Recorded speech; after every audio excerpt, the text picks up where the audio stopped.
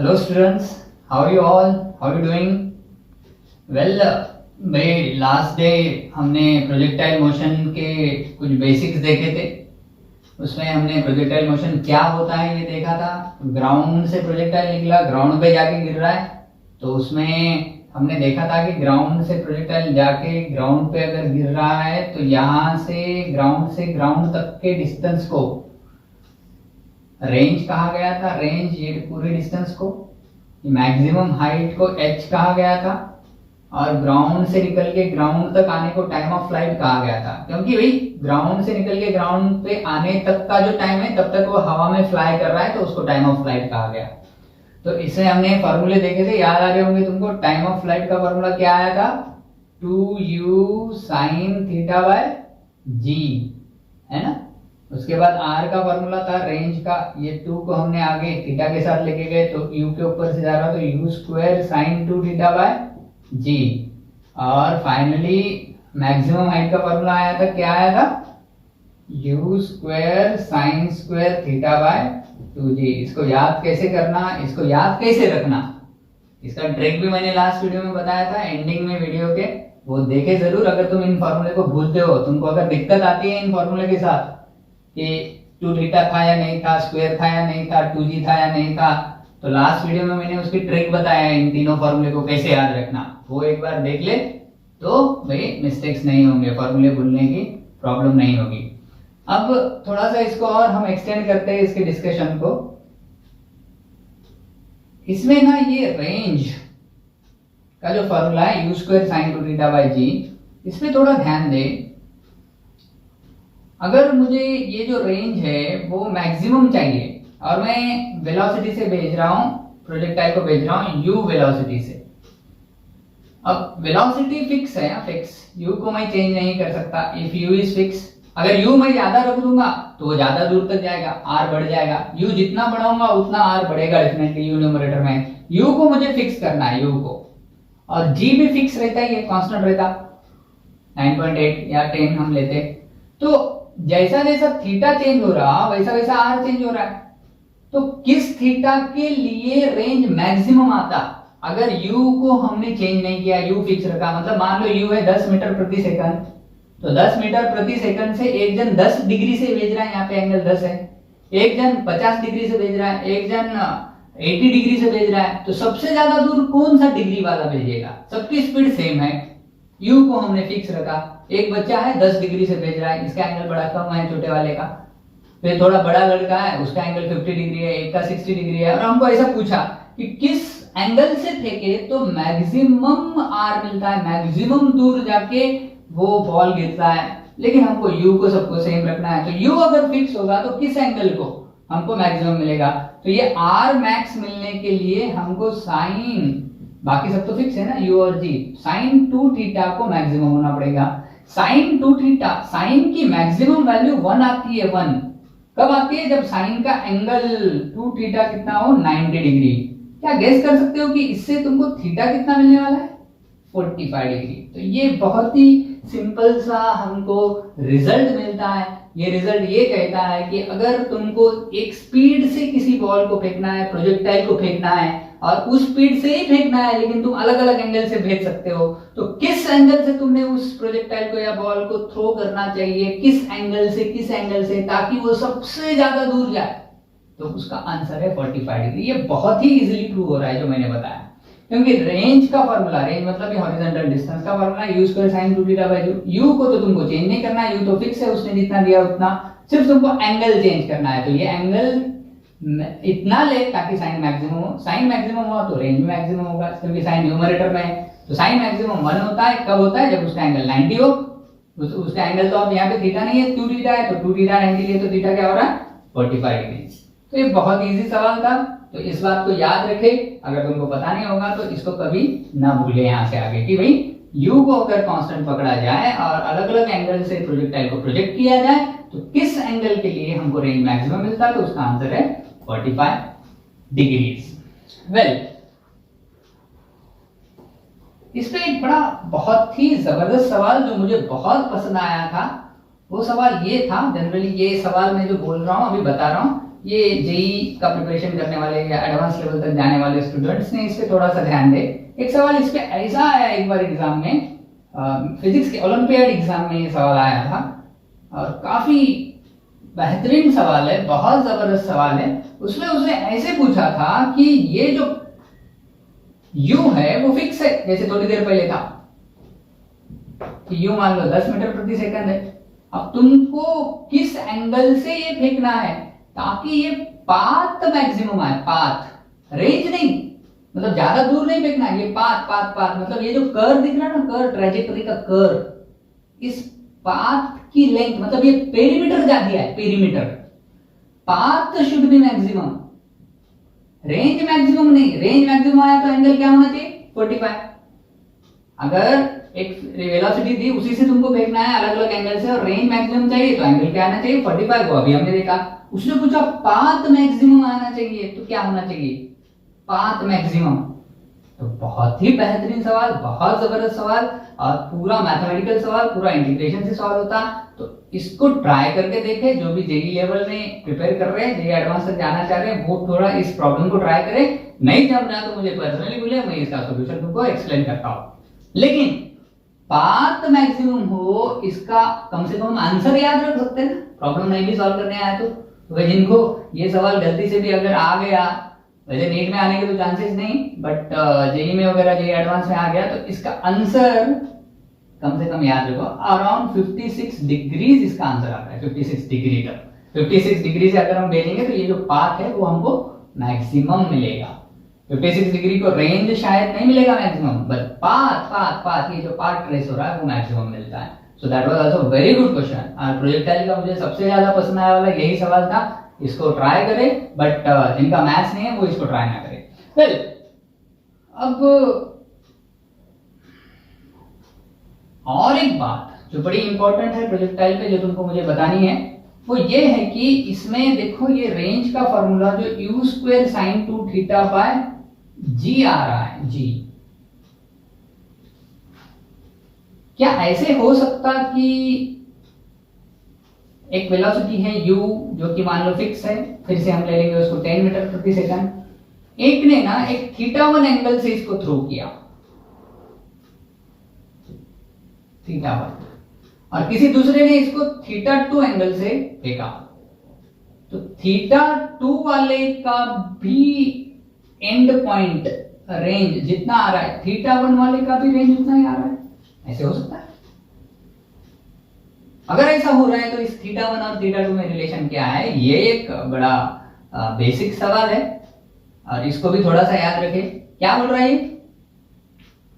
याला असं म्हणायचं आहे की दोन मुलं आहेत, दोघांना तेवढ्या स्पीडनं फेकायचं आहे बॉलला, तेवढ्या स्पीडनं, एकानं θ1 अँगलनं फेकलं आणि दुसऱ्यानं θ2 अँगलनं फेकलं, तर दोघांचं बॉल जाऊन तिथंच पडलं, वेगवेगळ्या ठिकाणी नाही पडलं, म्हणजे तेवढ्याच दूर जाऊन पडलं, उतने ही दूर जाके बॉल गिरा, मतलब दोनों की रेंज सेम है।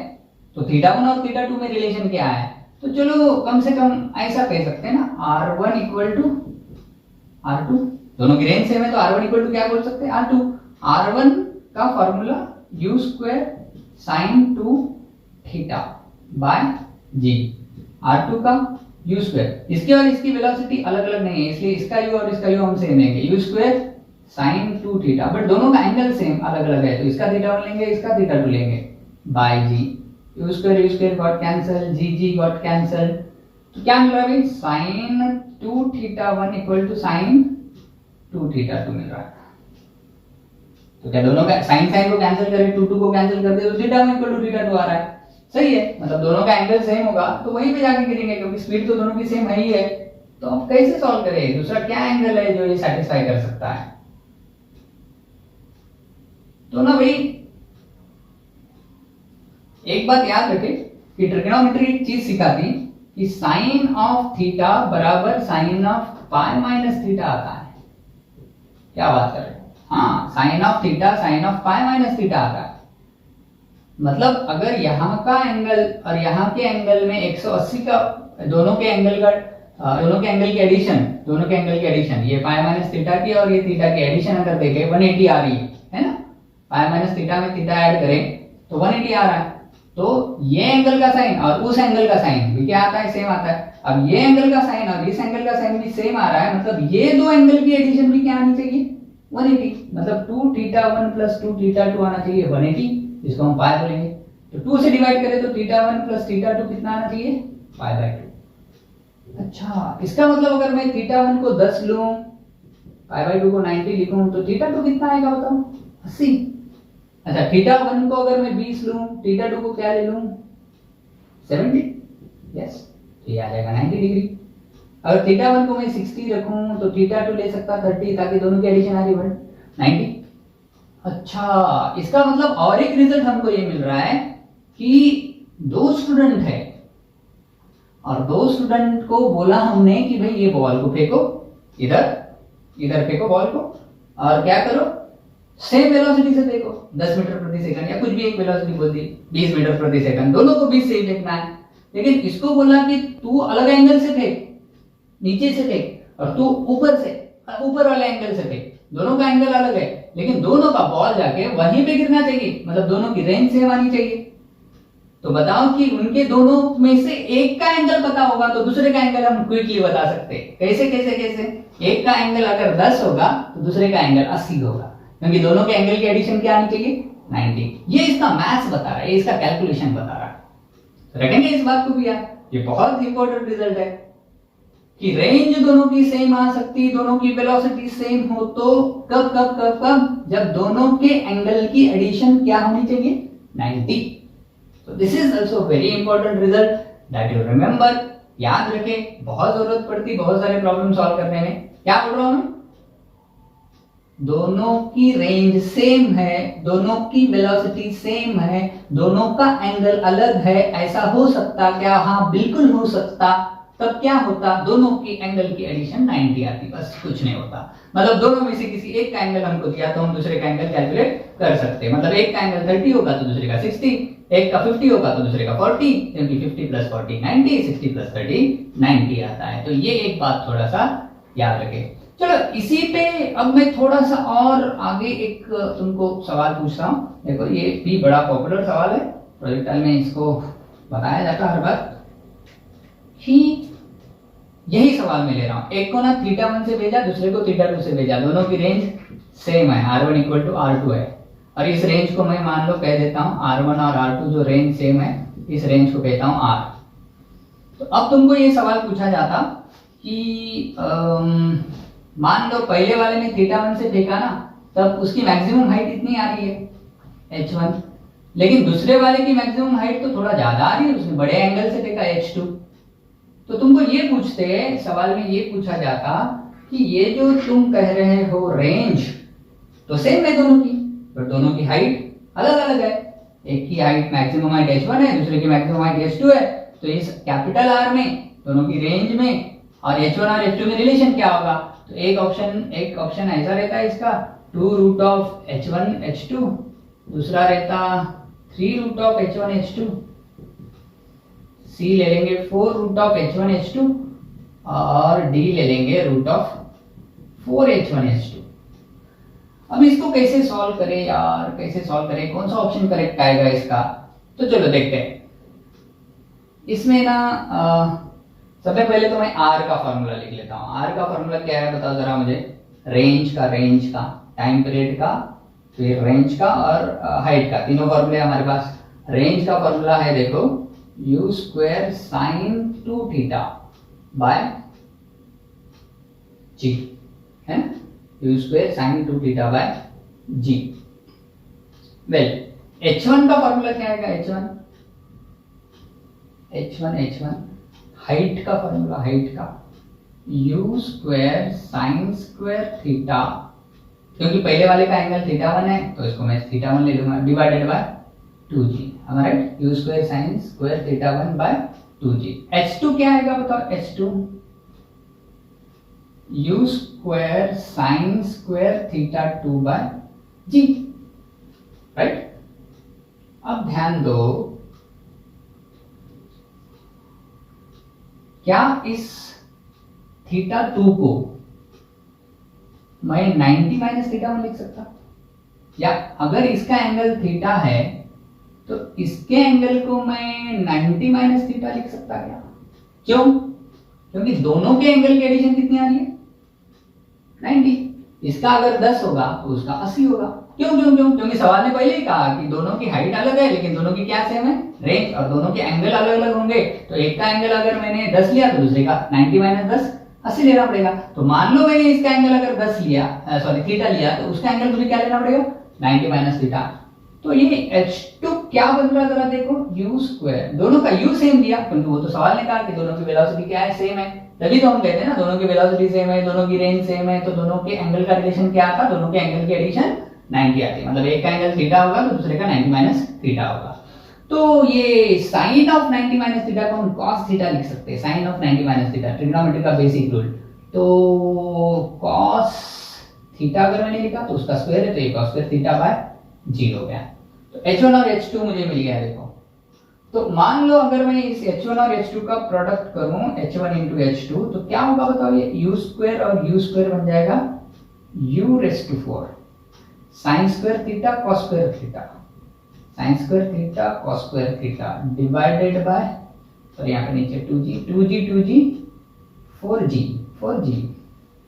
अच्छा, इसका अगर मैंने स्क्वायर रूट लिया तो इसका भी स्क्वायर रूट हो जाएगा। मैं स्क्वायर रूट क्यों ले रहा हूँ? क्योंकि देखो फाइनली ऑप्शंस में स्क्वायर रूट्स है। तो ये क्या हो रहा है जरा बताओ?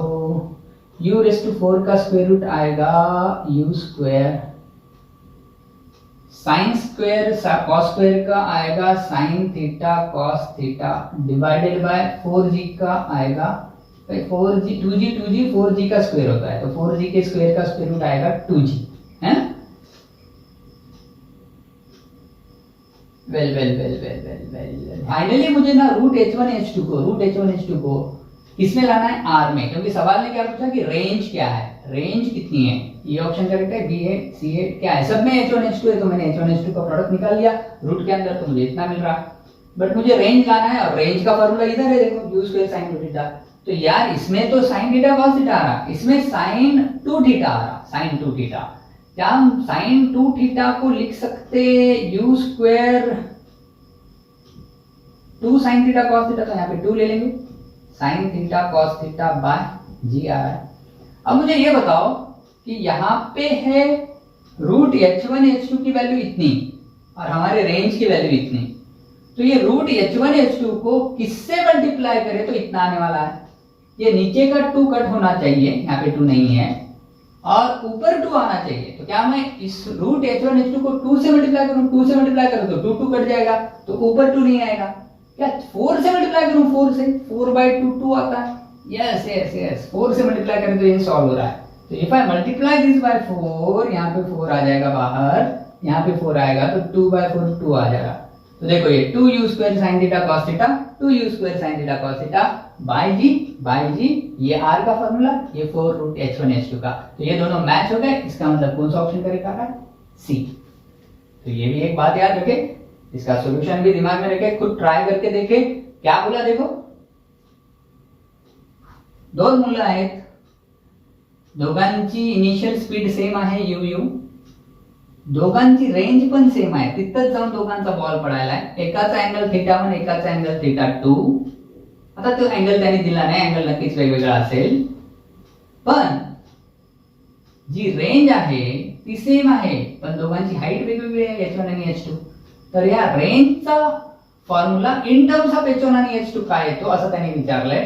तर R = 4 root of H1 H2 येत आहे, हे आपण इथं प्रूव्ह केलंय। तर याच्यात थोडंसं ट्रिग्नोमेट्री पण वापरली आणि आपले बेसिक्स वापरले, आणि अशा प्रकारे इथं याचं सोल्युशन मिळतंय। समजलं नाही तर परत रिवाइज करून बघा, नाही समजलं तर परत मला फोन करा आणि कोणती स्टेप नाही समजली ते सांगा, म्हणजे मी आणखी एक्सप्लेन करें, ठीक है? तो ये भी बड़ा इंपॉर्टेंट था। तो ये बातें सीखने के बाद अब हम आगे देखेंगे प्रोजेक्टाइल का इक्वेशन, ट्रैजेक्टरी का equation in terms of x and y. X और वाई में ट्रैजेक्टरी का इक्वेशन क्या आता है उसको हम देखेंगे, ठीक है? हम ट्रैजेक्टरी का इक्वेशन देखते हैं, बट ट्रैजेक्टरी का इक्वेशन देखने के पहले मेरा एक सवाल है, क्या projectile motion freely falling motion है? यस और नो? क्या फिर एक ऐसा ही सवाल कि क्या हर प्रोजेक्टाइल मोशन फ्रीली फॉलिंग है या हर फ्रीली फॉलिंग प्रोजेक्टाइल है? दोनों में से कौन सा करेक्ट है? आंसर है दोनों भी करेक्ट है, दोनों भी करेक्ट है। फ्रीली फॉलिंग मतलब उस पे सिर्फ एक्सेलरेशन ड्यू टू ग्रेविटी का एक्सेलरेशन है, दूसरा कोई एक्सेलरेशन नहीं। तो प्रोजेक्टाइल मोशन जो हमारी है अभी तक हम जो सीख रहे हैं उसमें सिर्फ कौन सा एक्सेलरेशन है भाई? एक्सेलरेशन ड्यू टू ग्रेविटी का, तो ये फ्रीली फॉलिंग है। क्या फ्रीली फॉलिंग भी प्रोजेक्टाइल है? यस। फ्रीली फॉलिंग में क्या होता है, एक बॉल हमने लिया और उसको छोड़ दिया तो ये ग्रेविटी से नीचे आ रहा है, तो यहां पे सिर्फ इसको कौन सी मोशन है, कौन सी वेलोसिटी है? वर्टिकल। क्या इसको हॉरिजॉन्टल वेलोसिटी है? नहीं है, तो ये भी प्रोजेक्टाइल है with horizontal velocity always zero, that is constant. Horizontal velocity ना ये आगे जा रहा ना ये पीछे आ रहा, मतलब हॉरिजॉन्टल डायरेक्शन में इसकी वेलोसिटी कांस्टेंट है, जीरो है। प्रोजेक्टाइल मोशन में भी कांस्टेंट रहती बट वो जीरो नहीं रहती, तो जनरली इसको भी हम प्रोजेक्टाइल बोल सकते हैं। Freely falling motion is also projectile with its horizontal velocity zero. तो क्या हर फ्रीली फॉलिंग प्रोजेक्टाइल है? Yes, with its horizontal velocity zero. क्या हर प्रोजेक्टाइल फ्रीली फॉलिंग है? यस, क्योंकि उसपे एक ही एक्सेलरेशन है, एक्सेलरेशन ड्यू टू ग्रेविटी की वजह से वो नीचे नीचे आ रहा है, तो वो भी क्या है? फ्रीली फॉलिंग है। तो every projectile is freely falling and every freely falling is projectile. Every freely falling is projectile with its initial velocity zero. Generally हम फ्रीली फॉलिंग को ऐसा कंसीडर करते हैं, बॉल छोड़ दिया नीचे गिर रहा ग्रेविटी की वजह से। वेल, अब ट्रैजेक्टरी का इक्वेशन क्या आता है जरा देखो। अगर ये बॉल है, इसको हमने ग्राउंड से थ्रो किया, ये इसका पाथ है और ये बॉल ग्राउंड पे आके गिर गया। अब तुमको भाई इसमें जो रिलेशन पूछा जाता उस रिलेशन में टाइम नहीं, y और x में रिलेशन, जैसे मैथ्स में y और x में रिलेशन रहते सारे कर्व के, लाइन का equation y = mx + c, circle का इक्वेशन x² + y² = r², तो इसमें x और y रहता है, टाइम नहीं आता जनरली, क्योंकि एक एक्सिस पे x है दूसरे एक्सिस पे y है। तो इसके इक्वेशन कैसे निकाले, तो ट्रैजेक्टरी का इक्वेशन कैसे निकाले इसके ट्रैजेक्टरी का, और इसका फायदा क्या है ये देखते हैं। तो ट्रैजेक्टरी का इक्वेशन आता है प्रोजेक्टाइल मोशन के ट्रैजेक्टरी का इक्वेशन, कि मान लो यहां से बॉल निकला और ये कुछ u वेलोसिटी से निकला और t टाइम के बाद मान लो ये कहीं पे आ रहा है, तो क्या इसने t टाइम के बाद इतना डिस्टेंस x में कवर किया हॉरिजॉन्टली और इतना डिस्टेंस y कवर किया y। तो ये आगे आने के बाद जो x में डिस्प्लेसमेंट हुई उसको हम x बोलेंगे और जो वर्टिकल डायरेक्शन में डिस्प्लेसमेंट हुई उसको हम y बोलेंगे। तो इसके हम दो कंपोनेंट निकालते हैं वेलोसिटी के, एक रहता u। हाँ, तो इसमें देखो ये x जो है वो हॉरिजॉन्टल डिस्टेंस कवर किया हुआ है, y जो है वर्टिकल डिस्टेंस है। तो इस x को मैं लिख सकता, क्या लिख सकता, हॉरिजॉन्टल वेलोसिटी कितनी है, horizontal velocity u cos theta जो कि कांस्टेंट है। तो हॉरिजॉन्टल वेलोसिटी को टाइम से मल्टीप्लाई करेंगे, टाइम कितना हुआ cos थीटा × t। मान लो t टाइम के बाद ये बॉल यहां से यहां गया, a पॉइंट से b पॉइंट तक गया, कितने टाइम में, t टाइम में। तो क्या उसने हॉरिजॉन्टल डिस्टेंस भी कवर किया और वर्टिकल भी किया? यस। तो हॉरिजॉन्टल डिस्टेंस जो x कवर किया उसको हम बोल रहे हैं u cos थीटा t, और वर्टिकल डिस्टेंस जो कवर किया उसको बोलेंगे y। अब ये वर्टिकल डिस्टेंस y कैसे कैलकुलेट करें, तो हॉरिजॉन्टल डिस्टेंस तो कांस्टेंट वेलोसिटी इनटू टाइम से मिल गया, वेलोसिटी इनटू टाइम से। क्या वर्टिकल भी वेलोसिटी इनटू टाइम से मिलेगा? नहीं, क्योंकि ये u sin थीटा उसकी इनिशियल वर्टिकल है, जैसे जैसे ऊपर जा रहा है वर्टिकल चेंज हो रही है बट कांस्टेंट एक्सेलरेशन से चेंज हो रही है। तो हम निकाल सकते हैं इस फार्मूले से s = ut + ½ at²। तो इसमें s की जगह डिस्प्लेसमेंट y ले लेंगे, y, u मतलब इनिशियल वर्टिकल वेलोसिटी वो है u sin theta t, plus या माइनस, माइनस क्योंकि a नेगेटिव है तो ये ½ g t² हो रहा है। देखो ध्यान दो, अब ना ये x in terms of t है, y भी इन टर्म्स ऑफ t है, तो ये दोनों टाइम के फॉर्म में x और y आए। बट हमको एक ऐसा इक्वेशन बनाना है ट्रैजेक्टरी का इक्वेशन जिसमें टाइम हो ही ना, जिसमें x और y में ही रिलेशन हो।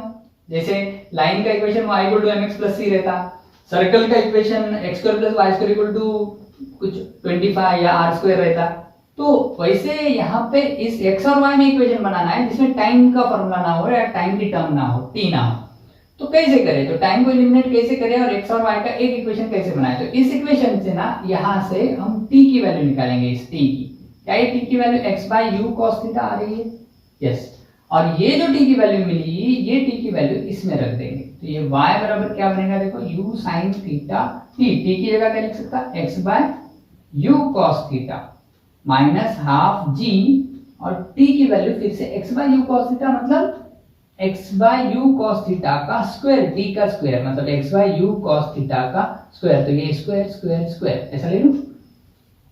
तो ये u कैंसिल हो गया, तो y इक्वल टू क्या मिल रहा है, देखो x sin by cos, x tan theta मिल रहा है माइनस ये g और x स्क्वायर ऊपर है, g x स्क्वायर, और नीचे क्या मिल रहा है 2u square cos square theta. यही है वो इक्वेशन जिसको कहा गया है ट्रैजेक्टरी का इक्वेशन।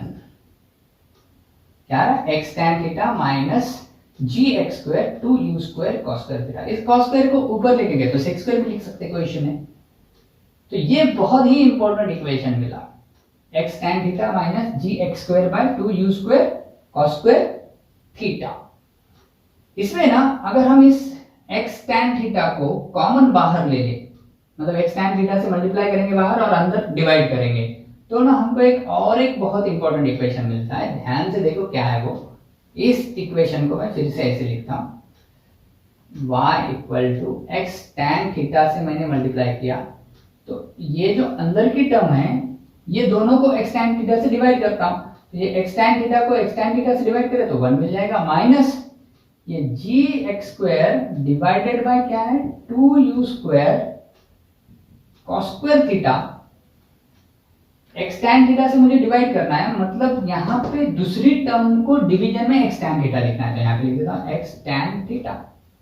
तो ये क्या हो रहा है देखो जरा, y equal to x tan theta 1 minus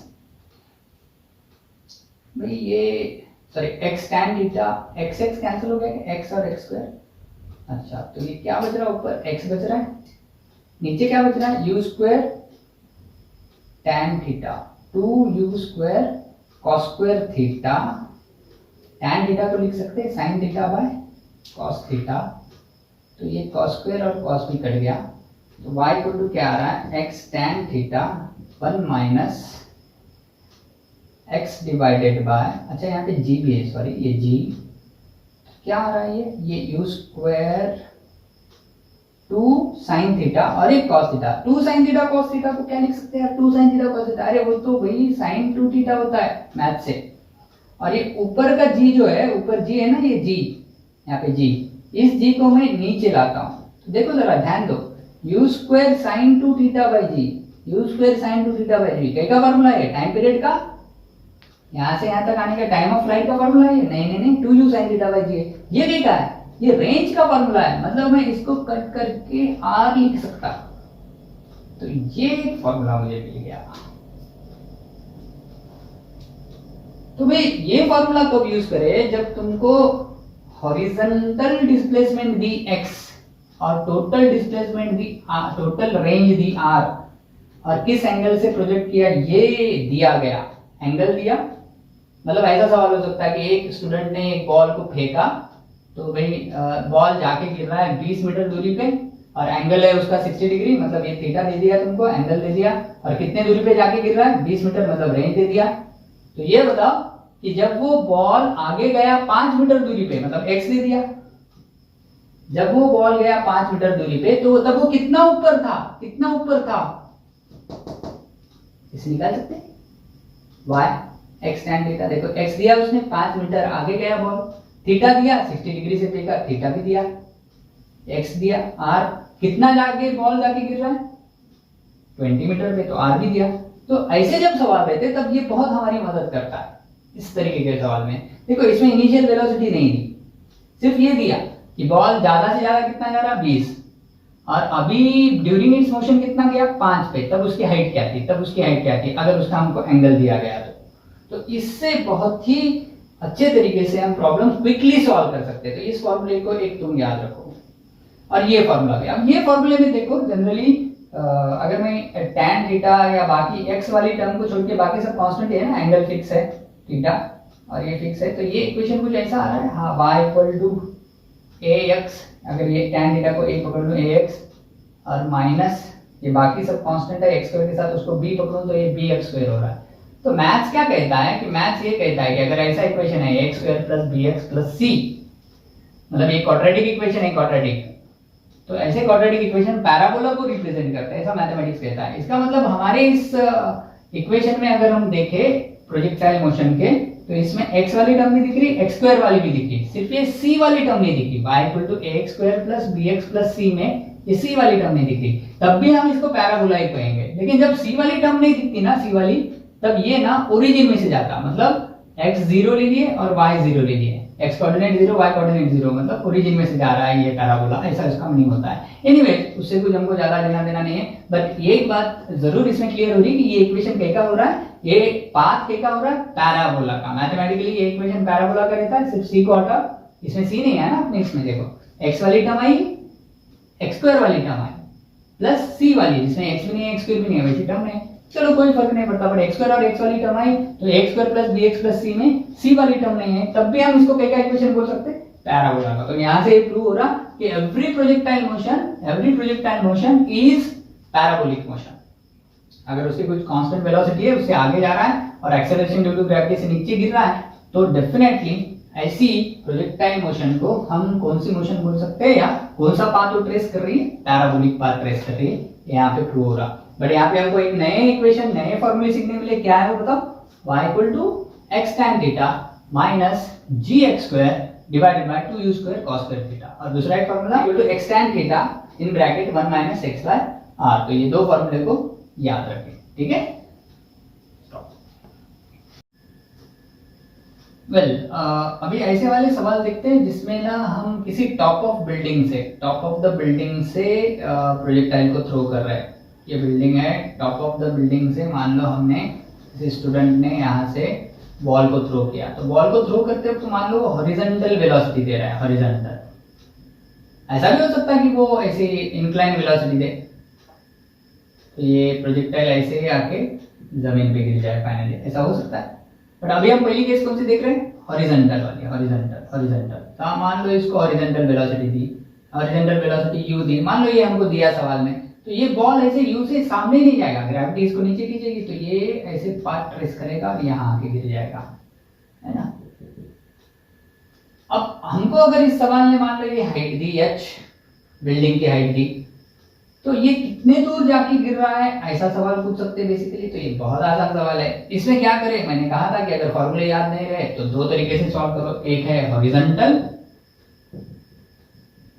और एक है वर्टिकल। दो मोशन हो रहे हैं इसमें, एक बॉल आगे भी जा रहा है नीचे भी आ रहा है। तो हॉरिजॉन्टल में इसने जो डिस्टेंस कवर किया r, वो कैसे निकालेंगे, इसकी हॉरिजॉन्टल वेलोसिटी जो कि कांस्टेंट है उसको टाइम से मल्टीप्लाई करके u इंटू टी। अभी टाइम हमको नहीं पता इसलिए हमको r नहीं मिलेगा, लेकिन u तो हमको दिया, जैसे सवाल में u दिया जा सकता, जरा प्रश्न दिया जा सकता है कि u 10 है, 5 है, 35 है, ये यहाँ पे हम रख सकते हैं, इसको t से मल्टीप्लाई कर सकते हैं तो हमको r मिल जाएगा। u तो दिया हुआ है, ऐसा हम कंसीडर कर रहे हैं, टाइम नहीं दिया, ये टाइम कैसे निकाले। देखो जब तक ये बॉल आगे r डिस्टेंस कवर कर रहा, तब तक ये बॉल ऊपर से नीचे कितना डिस्टेंस कवर कर रहा है, h। तो ऊपर से नीचे आने तक जो डिस्टेंस कवर कर रहा है h, तब तक वो आगे r से जा रहा है, और ये h डिस्टेंस और r डिस्टेंस सेम टाइम में कवर कर रहा है t में। तो वर्टिकल मोशन से हम वो t निकाल लेंगे। वर्टिकल मोशन में हम यूज करेंगे, क्योंकि एक्सेलरेटेड मोशन है वर्टिकल, तो s equal to ut plus half at square वाला इक्वेशन करेंगे। तो यहाँ पे जो डिस्प्लेसमेंट हुई वो डाउनवर्ड डायरेक्शन में हुई क्या, h है ना, तो इसको ले लेंगे minus h equal to ut। Initial vertically कितनी थी, इनिशियली वर्टिकल डायरेक्शन में कोई वेलोसिटी नहीं थी, हॉरिजॉन्टली थी सिर्फ, तो ये इनिशियल u ले लेंगे 0 t प्लस हाफ a मतलब एक्सेलरेशन ड्यू टू ग्रेविटी, क्या वो डाउनवर्ड डायरेक्शन में, minus g t square.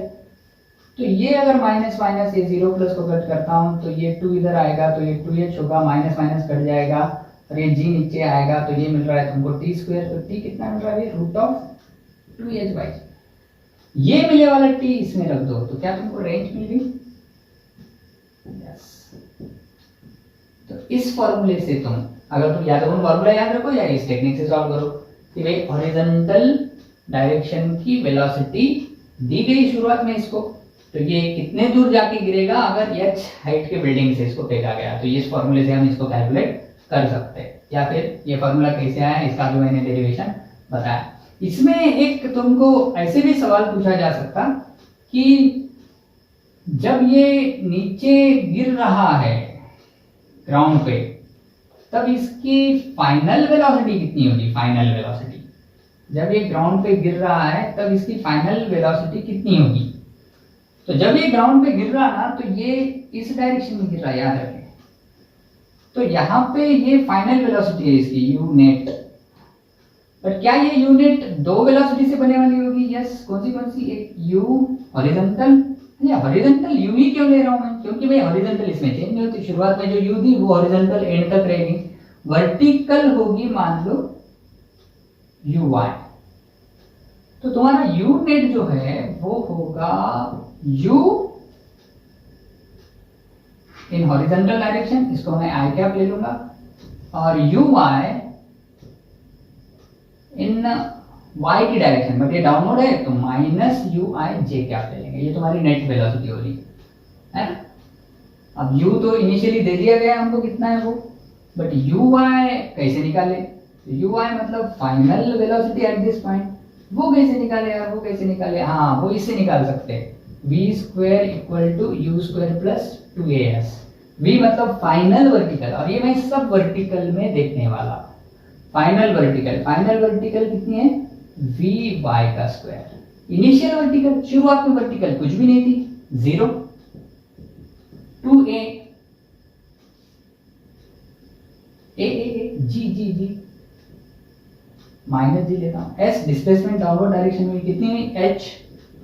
h क्यों ले रहा हूं? क्योंकि इस पॉइंट पे जब वो आया तो total vertically h distance cover किया, h डिस्प्लेसमेंट, तो ये माइनस h ले लेंगे क्योंकि ये डाउनवर्ड डायरेक्शन में है।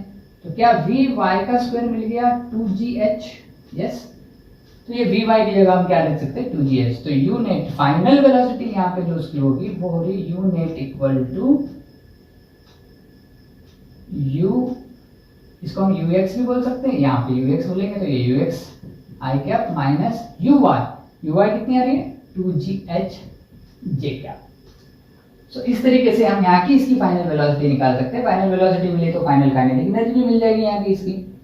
अच्छा, इसमें ये भी पूछ सकते हैं तुमको कि ये ग्राउंड पे जब गिर रहा तो क्या एंगल बना रहा है हॉरिजॉन्टल के साथ? ये एंगल क्या है? हॉरिजॉन्टल के साथ इसका एंगल कितना हो रहा है? तो हॉरिजॉन्टल के साथ का एंगल निकालने के लिए क्या करें? अगर मैं मान लो ये यू वाई को इधर ले लो, ऐसे यू वाई को, तो ये यू वाई इधर आ रहा है, ये नेट है, ये एंगल 90 है क्योंकि ये ux और uy एक दूसरे को क्या रहते हैं? परपेंडिकुलर। ये ux, ये uy, तो ये एंगल थीटा हॉरिजॉन्टल के साथ क्या आएगा? तो हमेशा याद रखें कि थीटा निकाल ले tan inverse of vertical component uy divided by horizontal component ux, इससे तुम निकाल सकते हैं। तो ये भी पूछा जा सकता है कि जब ग्राउंड पे गिर रहा तब उसने कितना एंगल बनाया हॉरिजॉन्टल के साथ, तो ये फॉर्मूले से हम निकाल सकते हैं। या फिर पिछले जो ग्राउंड टू ग्राउंड प्रोजेक्टाइल थे उसमें भी तुमको पूछ सकते हैं कि किसी एक टाइम पे या किसी एक मोमेंट पे बताओ कि उसका हॉरिजॉन्टल के साथ एंगल क्या है, क्योंकि हॉरिजॉन्टल के साथ एंगल अलग अलग टाइम पे अलग अलग हो रहा है, क्योंकि वेलोसिटी शुरुआत में तो ऐसी दे रहे तुम, और बाद में लेकिन वो ऐसी हो रही, चेंज होती है, वेलोसिटी की डायरेक्शन चेंज होती है। तो हॉरिजॉन्टल के साथ वो कितना एंगल बना रहा है वो अगर हमको निकालना है तो हम ये फॉर्मूला हमेशा यूज करेंगे, uy/ux का tan इनवर्स निकालेंगे, उससे हमको मिल जाएगा। तो ये एक बात यहाँ पे याद रखें। अब इसमें ऐसा भी पूछ सकते हैं कि भाई ये इसको तुमने ऐसी वेलोसिटी दी तो ये ऐसे ही जाके गिरेगा, है ना। तो यहाँ पे एंगल इसका हॉरिजॉन्टल के साथ थीटा है, इसको वेलोसिटी u दी, तो ये बताओ कि क्या इसकी इनिशियल वेलोसिटी हॉरिजॉन्टल में u cos थीटा होगी? तो वो यहाँ पे भी u cos थीटा होगी क्योंकि हॉरिजॉन्टल तो चेंज नहीं होने वाली। और यहाँ पे इसकी इनिशियल वर्टिकल वेलोसिटी क्या होगी? u sin theta. और यहाँ पे कितनी होगी? u y। वो कैसे निकाल सकते हैं? इसी फॉर्मूले से। बट क्या यहाँ पे मैं अब u0 लूं? नहीं, क्योंकि इनिशियली ये ऊपर जा रहा है तो पॉजिटिव u sin थीटा लेना पड़ेगा u की जगह। तो ऐसे भी प्रॉब्लम हम सॉल्व कर सकते। तो इसी स्टाइल से, इसी टेक्निक से सॉल्व करें।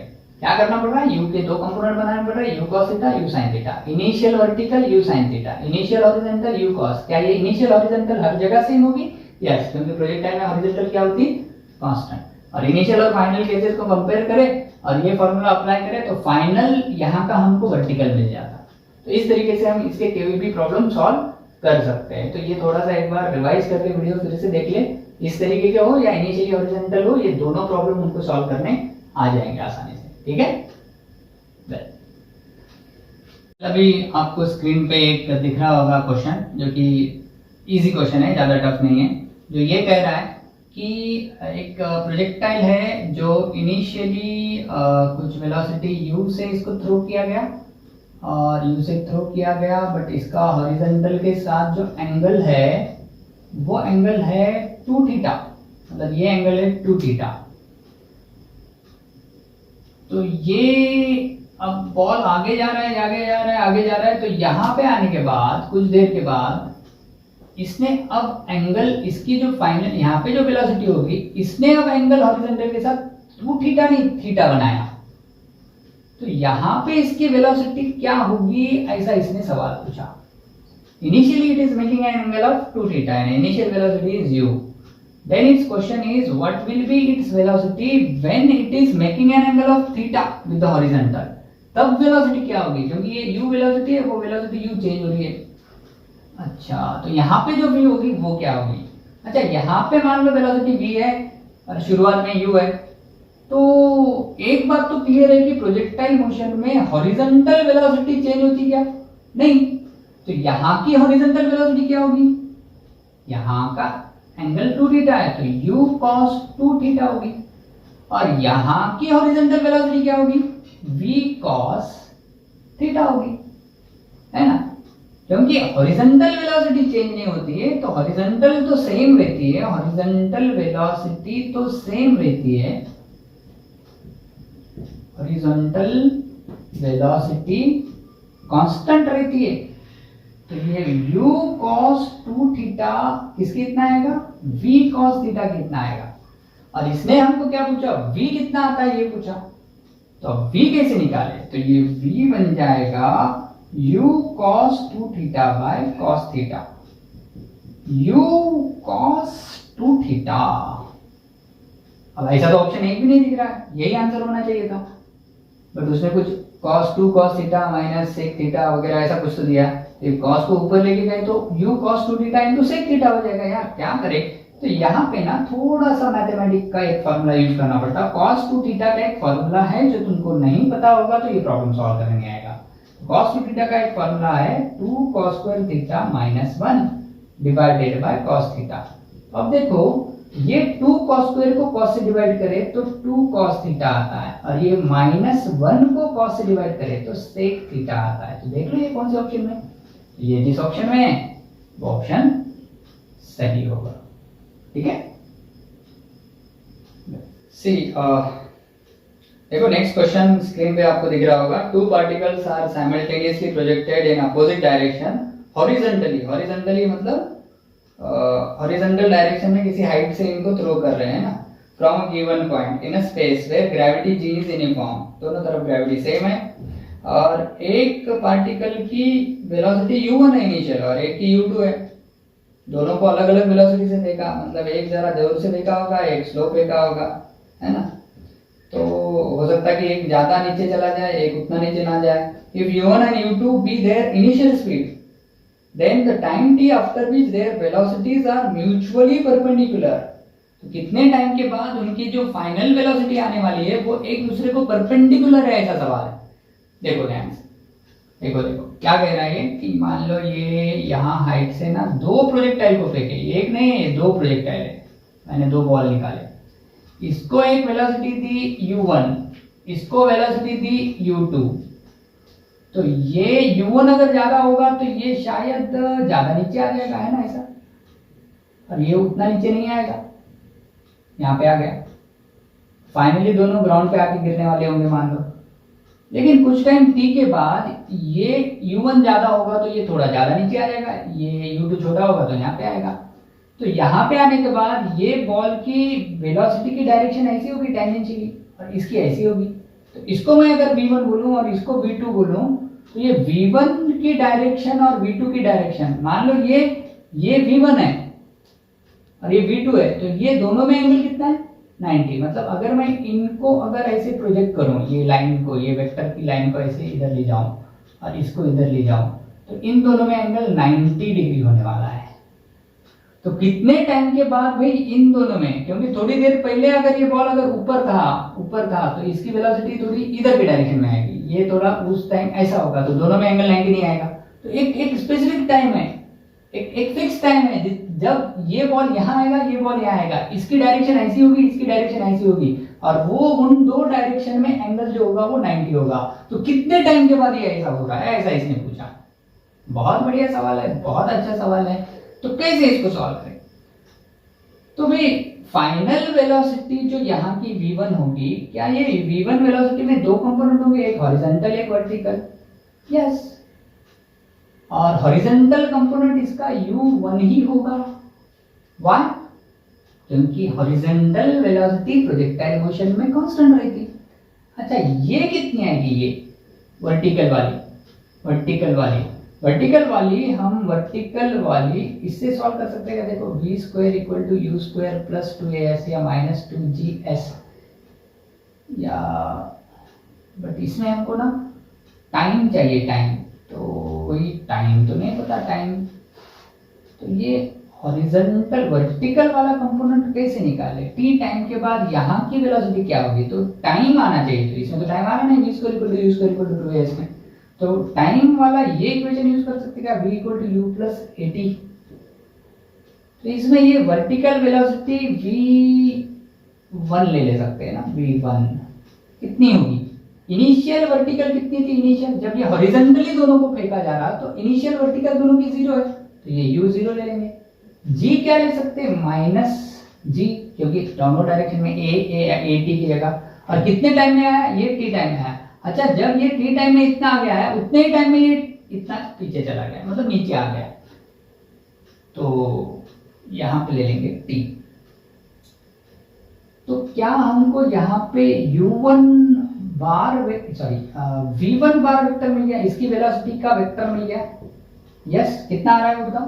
कितना आ रहा है? x की डायरेक्शन में u1 i क्या, और y की डायरेक्शन में माइनस g t j क्या। नेगेटिव क्यों? क्योंकि नीचे जा रहा है, y की डायरेक्शन ऊपर रहती है, नीचे जा रहा है, तो ये आ गया v1। अच्छा, वैसे इसका भी हम v2 निकाल सकते क्या? v2 कैसे निकाले? बताओ। हॉरिजॉन्टल कितना आएगा इसका? हॉरिजॉन्टल सेम होगा, इनिशियली हॉरिजॉन्टल u2 था, तो इसका भी हॉरिजॉन्टल u2 होगा। तो ये u2 i कैप लूं या माइनस u2 i कैप लूं? माइनस। क्यों भाई? क्यों? क्योंकि ये i की इधर की डायरेक्शन में जा रहा है, उधर नहीं जा रहा है, i पॉजिटिव उधर रहता है, तो ये i की इधर की डायरेक्शन में आ रहा है, तो minus u2 i cap, u2 ये डायरेक्शन में होगा। अच्छा, प्लस v2 मतलब ये वर्टिकल, ये vy कंपोनेंट कैसे निकाले? इसी फॉर्मूले से, जैसा इसको हमने अप्लाई किया v equal to u plus 80 से, वैसे इसको अप्लाई करो, तो ये भी आ जाएगा माइनस gt, है ना, क्योंकि इसकी इनिशियली भी 0 है वर्टिकल, और t टाइम के बाद ही ये यहाँ पे आ रहा है। तो एक टाइम पे ही दोनों को छोड़ा, इनिशियली दोनों को, इसको इधर फेंका, इसको इधर फेंका, t टाइम के बाद ये यहाँ पे आया, और उतने टाइम के बाद ये यहाँ पे आया, तो इसकी नेट वेलोसिटी ऐसी है, इसकी नेट वेलोसिटी ऐसी है, उन दो नेट वेलोसिटी में एंगल 90 है, तो वो t टाइम क्या होगा, ऐसा इसका सवाल है। तो v2 क्या मिल गया? माइनस u2 i क्या, gt j क्या। भाई दोनों की इनिशियल 0 है, दोनों सेम एक्सेलरेशन से नीचे आ रहे हैं, इसलिए दोनों की फाइनल वर्टिकल वेलोसिटी सेम होगी, दोनों की फाइनल वर्टिकल वेलोसिटी सेम होगी, ये vy दोनों की सेम होगी। vy इसकी कितनी आई? माइनस gt, वैसा इसकी भी vy कितनी आएगी? माइनस gt, बट दोनों डाउनवर्ड डायरेक्शन में है, तो ये माइनस j कैप की डायरेक्शन में आ गए। चलो, अब क्या करना है? अब ये जो वेलोसिटी है इसकी इधर की डायरेक्शन में v2 नेट, और ये है v1 नेट। क्या इन दो वेलोसिटी में एंगल 90 है? मतलब इन दो वेक्टर में एंगल 90 है। अच्छा, दो वेक्टर में एंगल 90 मतलब परपेंडिकुलर है, और जब दो वेक्टर परपेंडिकुलर रहते तो इनका डॉट प्रोडक्ट क्या आता, v1 बार डॉट v2 बार 0 आता। और डॉट प्रोडक्ट कैसे निकालते हैं, आई वालों का प्रोडक्ट और जे वालों का प्रोडक्ट। तो यहाँ पे आई के साथ माइनस u2, यहाँ पे आई के साथ u1, तो ये बन रहा माइनस u1 u2 है ना, ये दोनों का डॉट प्रोडक्ट। और जे वालों का डॉट प्रोडक्ट यहाँ पे gt माइनस gt, यहाँ पे माइनस gt, तो दोनों का प्रोडक्ट करें तो minus minus plus g square t square equal to 0। इसको अगर सॉल्व करें तो g स्क्वायर t स्क्वायर बन जाएगा u1 u2, तो इससे हमको मिलेगा t square equal to u1 u2 divided by g square. अगर t निकालना है तो दोनों साइड में स्क्वायर रूट लेंगे, तो ये t का स्क्वायर रूट t आ जाएगा और इधर भी स्क्वायर रूट लेना पड़ेगा, g स्क्वायर का स्क्वायर रूट लिए तो स्क्वायर कट जाएगा। तो ये है वो time t, root of u1 u2 by g। इतने टाइम के बाद दोनों की नेट वेलोसिटी में एंगल 90 आने वाला है। ठीक है, समझ में आया? तो अच्छा सवाल था, फिर से एक बार देखें, रिवाइज करें। हम थोड़े टिपिकल क्वेश्चंस ले रहे हैं, इजी क्वेश्चंस तो मोस्टली तुमको जम जाएंगे, लेकिन ये जो थोड़े से टफ क्वेश्चंस है उसको मैं कवर करा रहा हूँ, ताकि भाई तुमको डिफिकल्ट क्वेश्चंस का आइडिया है कैसे आते हैं इसमें, आप कैसे दिमाग लगाना है। और जनरली ये स्टूडेंट डाउट भी पूछते हैं इन क्वेश्चंस को अपने शीट्स में के, तो इसको मैं यहीं पे कवर करा रहा हूँ। फिर भी नहीं समझे तो वीडियो रिवाइज करके देखे, फिर भी नहीं समझे तो फोन करके पूछे, कुछ क्वेश्चंस होंगे, कुछ डाउट्स होंगे, कुछ स्टेप में ना समझा तो क्लियर करा ले। ठीक है, तो अगले वीडियो में हम इंक्लाइन प्रोजेक्टाइल मोशन देखते हैं और कुछ और टिपिकल क्वेश्चन सॉल्व करते हैं, ताकि ये चैप्टर फिर कंप्लीटली खत्म हो जाए। So will stop here, see you, bye.